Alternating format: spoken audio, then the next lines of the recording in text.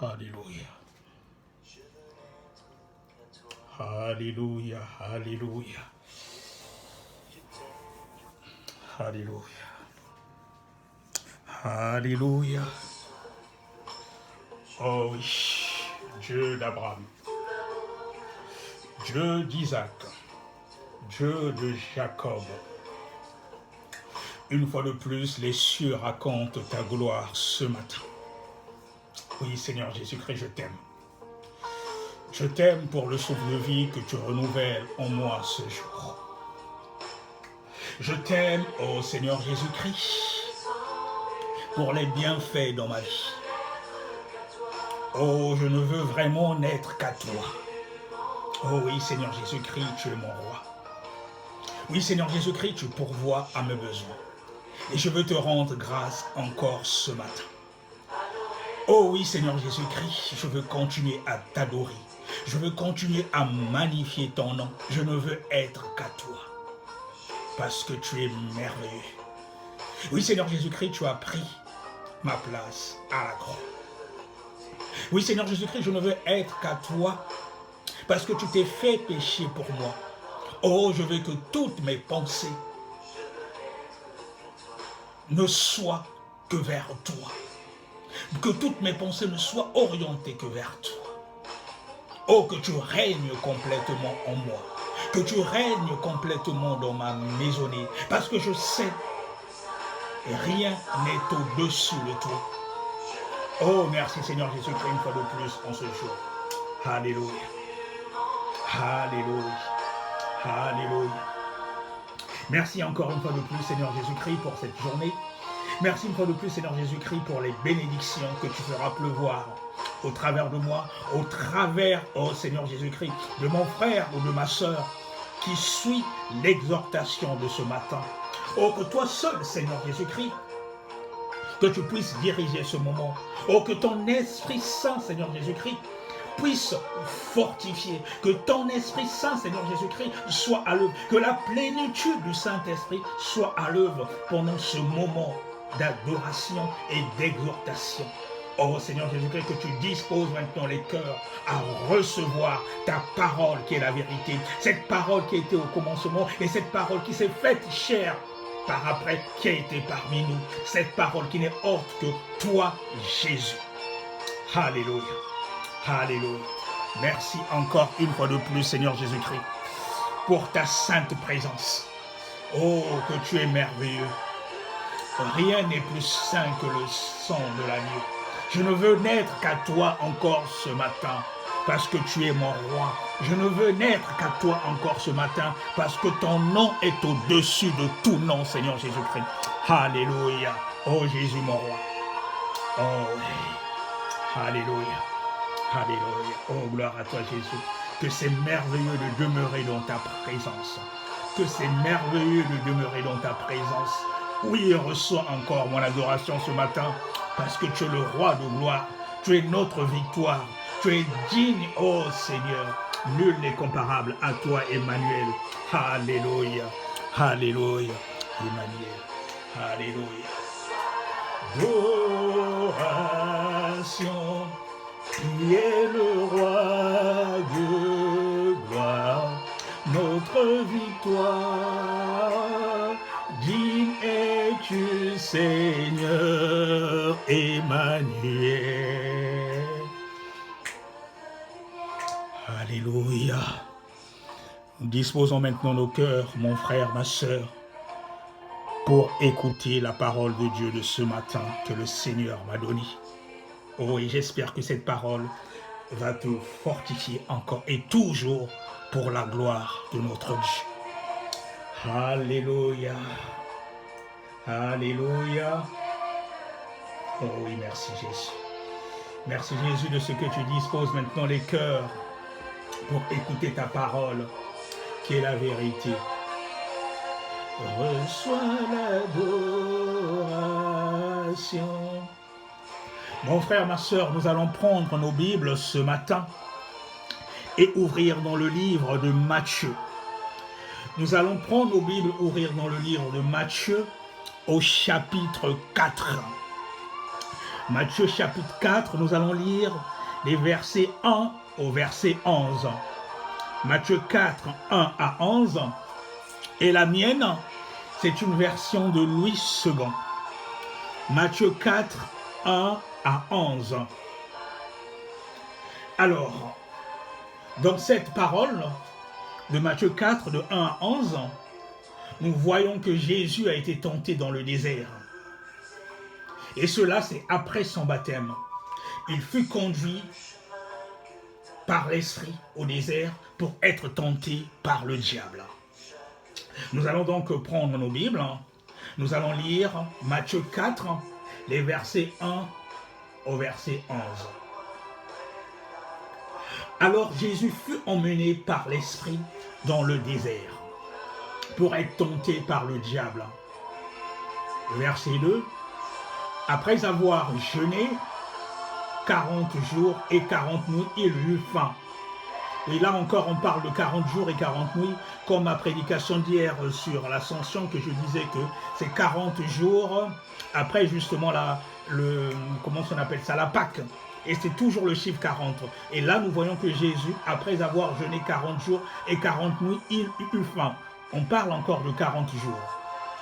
Le tentateur s'étant approché de lui, il lui dit, « Si tu es fils de Dieu, ordonne que ces pierres deviennent des pains. »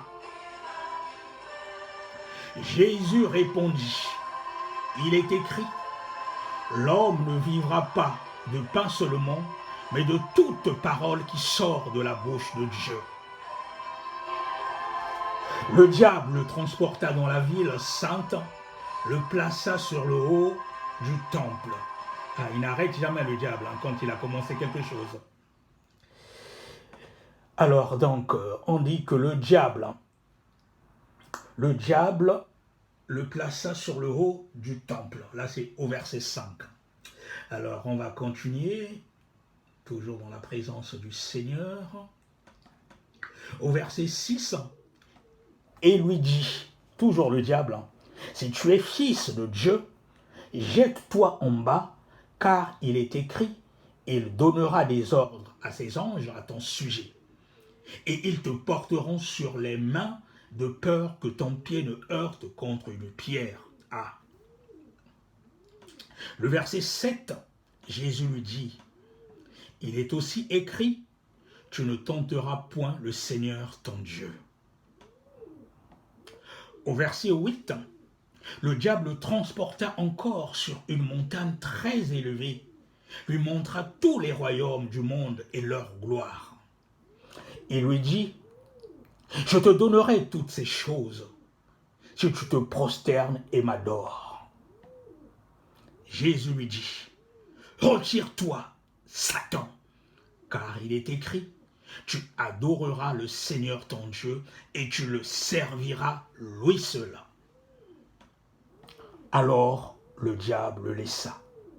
Et voici, des anges vinrent auprès de Jésus et le servaient. Alléluia, alléluia, alléluia. Bien-aimé dans le Seigneur, Jésus a été tenté. Être tenté, on est tous là. Nous avons l'habitude de vivre tout cela. Ce qui s'est passé là, en fait, quand nous sommes victorieux dans la tentation, cela fait plaisir à notre Dieu. Et comme on a lu ici, dans le verset 11, alors le diable laissa et voici des anges vinrent auprès de Jésus et le servaient. C'est quelque chose qui est coutumier, de fois qu'on ne se rend même pas compte. Quand nous sommes victorieux sur la tentation, c'est justement ce qui se passe. Les anges nous servent parce qu'ils voient que nous avons résisté au diable. Alors, ma prédication de ce matin, mon frère, ma sœur, je l'ai intitulée « La victoire dans la tentation ». La victoire dans la tentation. C'est le thème de ma prédication de ce matin. Bien-aimé dans le Seigneur, Jésus a été tenté. Être tenté, on est tous là. En même temps que l'humanité, tous, nous avons la tentation en commun. La tentation n'est pas en option. On est avec mon frère, ma soeur.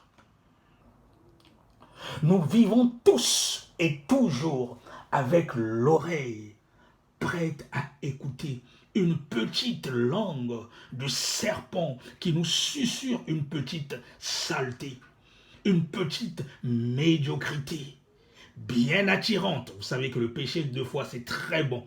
Bien attirante, mon apparence, bien savoureuse, et dont l'amertume se révèle après coup, comme une morsure cuisante et mortifère. C'est très beau au départ, c'est très attirant, mais la morsure, elle est cuisante après et très mortifère. C'est comme cela le péché. C'est très joli en apparence, mais par la suite, cela nous fait toujours du mal. Cela nous cause beaucoup d'ennui.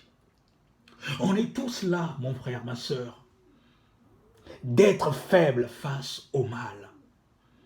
L'apôtre Paul disait que le mal qu'il ne voulait pas faire et pourtant ce qu'il faisait.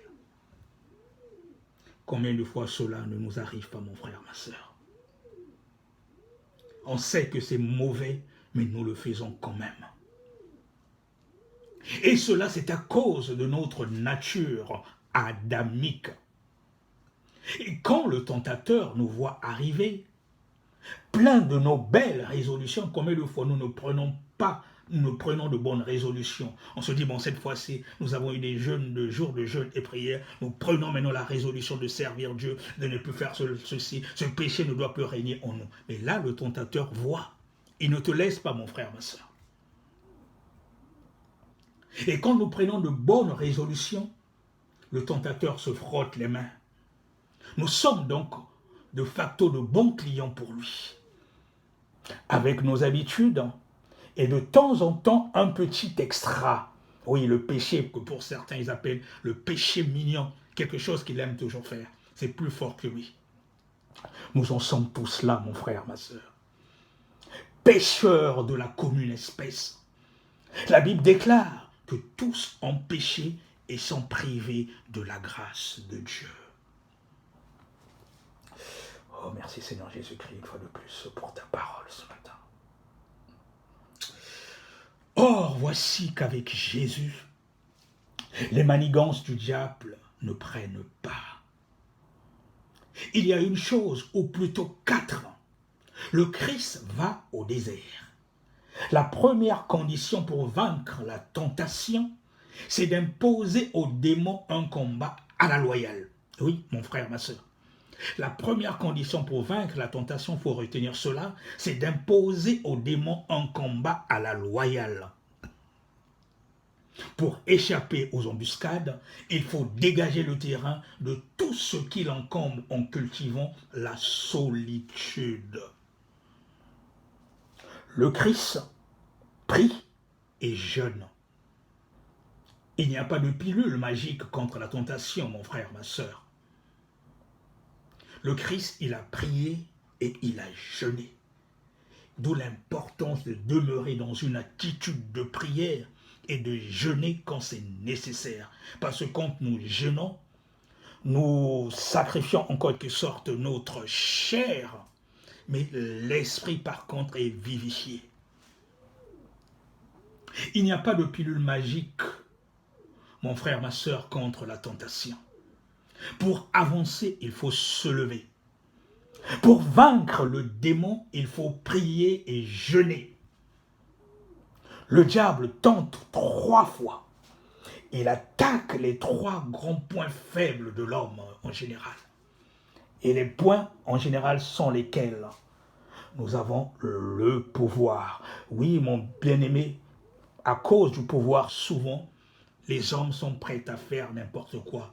De nos jours, dans nos sociétés, on voit des gens à cause du pouvoir qui vont voir des marabouts, des grands féticheurs. Il y en a qui vont dans les loges maçonniques ou d'autres loges, toujours à cause du pouvoir. Et le diable, le pouvoir, à cause du pouvoir, il vient toujours tenter les gens d'une certaine façon. Et si en parlant justement du pouvoir, qu'il a essayé de miroiter quelque chose à Jésus, alors qu'il avait en face de lui le Fils de Dieu. Il y a la possession, la faiblesse de la chair. En tout cela, c'est l'orgueil qui fait notre faiblesse, mon frère, ma soeur. La tentation de nous croire indépendants de Dieu. Oh là là. Seigneur Jésus-Christ, aide-nous. Le Christ, il s'arme de la parole de Dieu. Parce que seul Dieu a pouvoir sur le diable. D'où l'important, mon frère, ma soeur, de méditer la parole de Dieu de façon continue. Avoir toujours une attitude de prière, de jeûne quand nous pouvons, mais méditer la parole de Dieu de façon continue.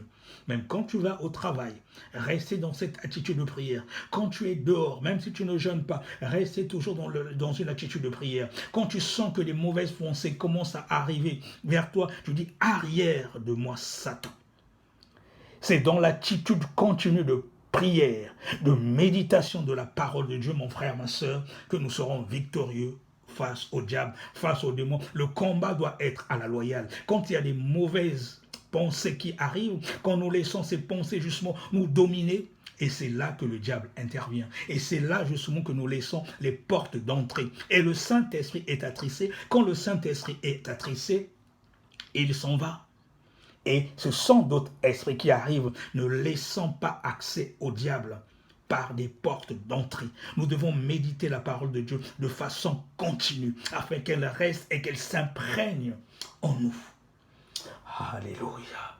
Oh, gloire à toi Jésus pour ta parole. Oui, le Christ s'arme de la parole de Dieu parce que seul Dieu a pouvoir sur le diable. Et la parole de Dieu a créé l'ange de lumière.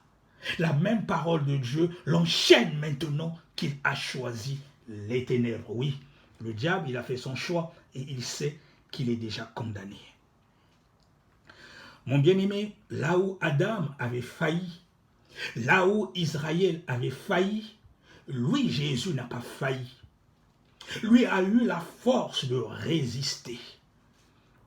La parole faite chair en la personne de Christ Jésus. Oui, mon frère, ma soeur, c'est une première consolation. Il y a au moins un parmi nous contre qui le diable n'aura pas eu le dernier mot. D'où l'importance de la méditation continue de la parole de Dieu. Cette parole qui était au commencement, qui s'est faite chair, qui a été avec nous. Comme on dit, au commencement était la parole dans Jean, et c'est justement de Jésus-Christ qu'on parle. Et quand nous recevons Christ Jésus, cette parole vient habiter en nous. Mon frère, quand nous recevons Christ Jésus, et nous pouvons dire, ce n'est plus moi qui vis, mais c'est le Christ qui vit en moi, mon frère.